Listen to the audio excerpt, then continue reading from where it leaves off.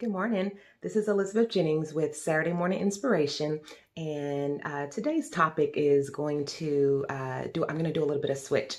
Instead of focusing on adults and ways to improve our lives, I'm going to switch and kind of share with you another side of Remember You Matter coaching, and that is Remember You Matter Kids.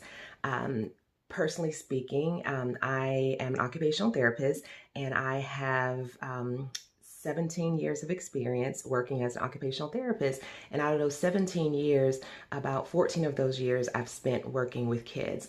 From an occupational therapy standpoint, the things that focus on with kids and their parents had to relate to what's missing out their life to have balance, that's function. When we think about function for kids, whatever their roles are, whatever they're expected to do, whether it be at home, whether it be at school with their learning, whatever is missing from them being able to tend to their daily living skills in the communities that are relevant for them, occupational therapy has a role. And so the connection of applying occupational therapy and my background with that to now developing my skills as a life coach in my business, what I also do is kid coaching, teen coaching, and parent coaching.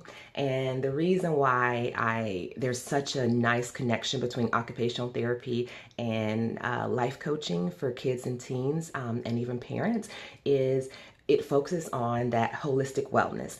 And so a lot of times when we think about balance, we think about adults and we think about the importance of having balance in our lives, but we neglect that same approach as far as wellness and balance is very important for kids and teens. A lot of times if we notice that kids aren't having balance in their life, we'll see behaviors coming up. We'll see some mood swings and depression that just feel like, oh, what's wrong? When really there's nothing wrong. It's just they're not getting the balance and the things that they need in their life to pull and develop what's really inside of them.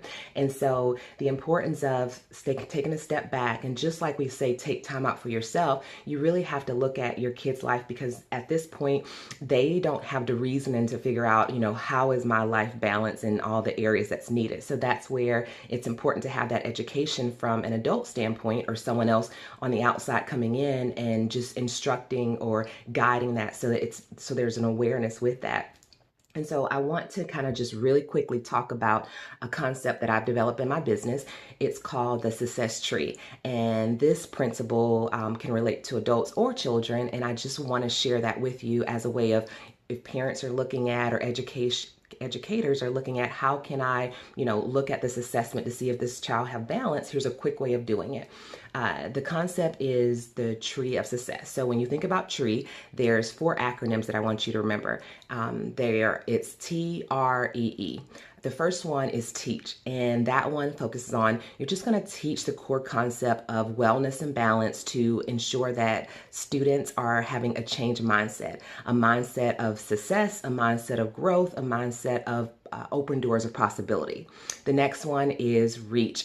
This has to do with their kids, their teens, and you have to present information on their level. So you have to reach their level of target interest. And so whatever is motivating for your child, your student, you really have to connect that to what you're trying to share this information about wellness and balance with.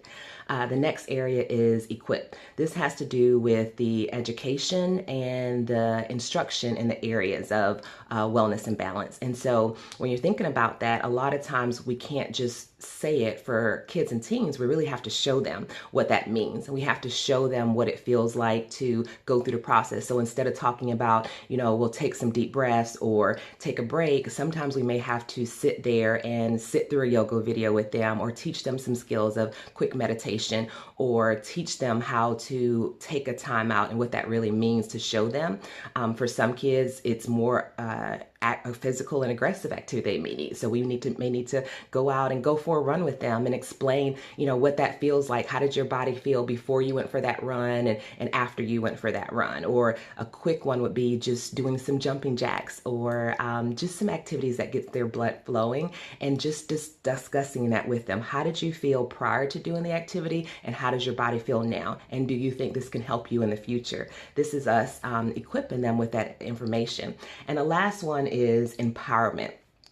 if you're able to show them by not just educating but also doing, then they now feel that and they can now own that and they can now see how, oh, this really changed. It gave me control, it gave me power, it gave me the ability to take this, what I've learned by practicing, and sharing this in my school setting, sharing it with my peers.